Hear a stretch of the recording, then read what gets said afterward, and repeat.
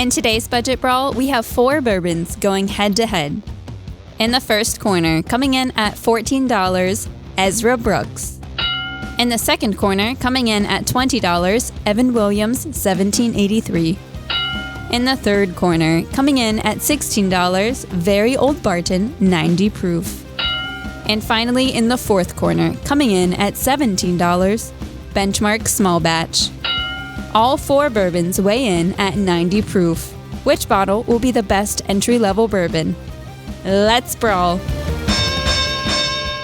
Thanks, Joyce. As always, we're going to start with Whiskey A, go through to Whiskey D, take a small break, go D through A, we'll then break off, do our own ratings, and see which ones come out on top. Class A, Cherry Oak. Getting bourbon? Are you getting a 90 proof bourbon? It does seem pretty decently proofed. I would say right around 90. Yeah. Yeah, I would agree with the cherry and the oak. It smells good. Vanilla. It's hard getting past the ethanol at first, but now that I am. I mean, for a first smelling, this smells actually pretty decent. Definitely oak tannin. Yes. But like a good level of it. Very woody on the finish. It was a little too woody on the finish for me. It's our first whiskey for the day, so Right. We'll see what happens when we come back to it. Glass B? All I was doing is setting a benchmark for me to judge the others. No pun On the way intended. back. Right. I mean, that could be benchmark, and then it would be even funnier. This one's more ethanol forward for me. But not like strong, like burning my nose ethanol, just like... It's more floral. Almost smells like Canadian to me. This one's just not forward to me.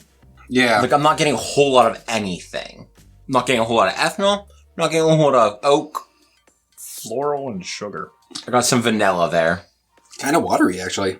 See, I thought that one was spicier. Yes. Spicy, but bland. I'm not impressed. It was a sweet and spicy, but pretty bland. Like, no true note, just general sweetness, general spiciness. Let's go to Glass C. That one better. Oh, yes. Vanilla, cherry. I'm getting a citrus note. Which citrus? Like an orange. Like, it's a pretty common citrus. It's orange. Peppercorn. I'm also getting vanilla, getting cherry. It's weird having cherry and citrus. I don't normally have those two notes together, but, I mean, definitely okay notes together. Oh. Spicy in a good way compared to the last one. See, that was sweet on the palate, but spicy on the finish. Yeah. I really kind of like that. Yeah. Goes down easier. I got some oak and some, like, cherry on the palate as well. Glass D. On the nose, this one smells a lot more like B. Maybe a little more vanilla. See, I disagree. I think it smells more like A, as I recall. Maybe intensity is closer to B. Because I do get a lot of vanilla, almost a caramel vanilla, like a cowtail. But I'm also still getting a lot of oak and a lot of... I actually do think this one's more ethanol-y than at least the last two. Well, theoretically, they're all the same alcohol content. Right, they all have the same... they all should have the same alcohol content. Doesn't necessarily There are mean the sneaky same 90 aroma. proofs, and then there are... Oh, this is only 90 proof? I'm still getting the cherry. I'm still getting the oak. I'm still getting vanilla. I do think this was more caramely. They all have the same general notes because they're all bourbons. Mm-hmm. That is much more woody than A on the finish. I disagree. I don't know. Given that all I got on the finish of A was wood. This one's more tree. This one's more tannin. No, makes sense. Yeah. Like fresh wood versus the aged wood they use for barrels. So we're going to go ahead and take a small break, let our palates reset, drink some water, etc. And we'll be back in a moment to go D through A. All right, we're back. We're going to go ahead and do whiskeys D through A. Class D. That nose is stronger now. That nose is stronger. And now there's a funk that I don't like. Kind of sawdusty. I can see that, like a cherry wood sawdust. A little bit of vanilla. I will say a lot of these seem to show like a vanilla cherry note. Cherry and vanilla and oak. Is that just like what happens at 90 proof? Cherry, vanilla, oak, 90 proof. That is much sweeter the second time around. That tastes like a very different whiskey this time. Yes. Which is why taste is really subjective to even minutes apart. I'm ready to move on to Glass C. Is this the one we liked? I liked 3 of the 4. Well, I liked 4 of the 4, but one less so. It's not coming off as nicely as I remember it. Oh, see, it's coming off better for me. Oh, yeah. More tannin. I'm getting more of like a fruity, a good juicy cherry. Mm-hmm. With an oak finish. Honestly, it's a little light on the oak finish. It's more like cherry vanilla and finishes more vanilla-y. I'm getting more of like a spiced peach pie on this one. Let's go to Glass B. This one got funky on the nose. It even smells bland now. It's still very bland on the palate, too. Yeah, I didn't think it was bland on the palate, but I didn't like it. Didn't like it on the palate. It tasted like a spicy fart.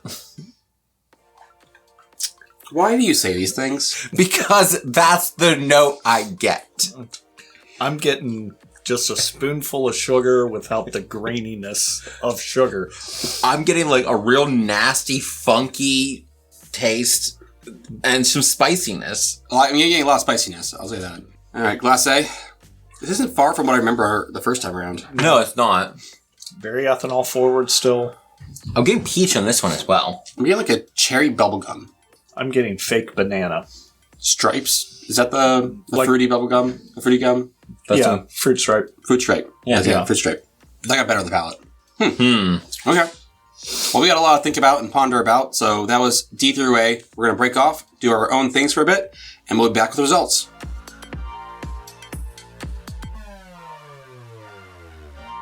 We're back to the ratings. We're going to start with our last place and move all the way to our first place. So in last place, I had Glass B. Glass B was unanimously last place. So Glass B was the Ezra Brooks. Theoretically, that is the cheapest bottle of all the ones we have. It was just kind of bland and just peppery, spicy. Not a whole lot going on. So it wasn't very complicated. Third place is Glass D. I had Glass D in second place, but it was a close one for me between Glass D and Glass C. I had Glass D in third place. Third place. Glass D was the Benchmark Small Batch. So this comes in about $17, which is close to what some of our other bottles will be. Coming in second place for us is Glass C. I had Glass C in third. I had Glass C in first. Second. Glass C is the Evan Williams 1783. Wow. With our first place then being the very old Barton 90 proof. Apparently my love for Barton isn't actually greater than your guys' love for Barton, since you both gave it first and I gave it second. Still. You still put in top two. Oh, yeah. So the very old Barton is our second cheapest at $16. So $16, like $13, $14, $17, you said. $17, $20 to $22. I think for the price difference between our first and second, even though I chose this as first, I think even just for the price difference alone, this is better. Oh, yeah. Oh, yes. Definitely. I'm pretty happy. Yeah. Yeah.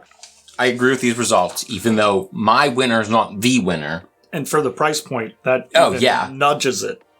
Over. Yeah. If it wasn't blind between these two and I knew what they were so tight, that's a $5 difference. Mm-hmm. Yeah. I do remember us liking the small batch when we had it, so I'm a little sad to see it go, but oh well. You may notice that the Ezra Brooks has usually been in our bottom shelf brawl. We decided that since this was a 90 proof bourbon, same-ish price point that we were looking at for these, we decided to put this in here. And we're actually going to take it out of the bottom shelf one to do just 80 proofs going forward, so see how that goes. This will go on our runner-up shelf, and this will go up top. In the butt-kicking shelf. Well, that's all for this brawl. Let's go ahead and mix these all up and see how it tastes.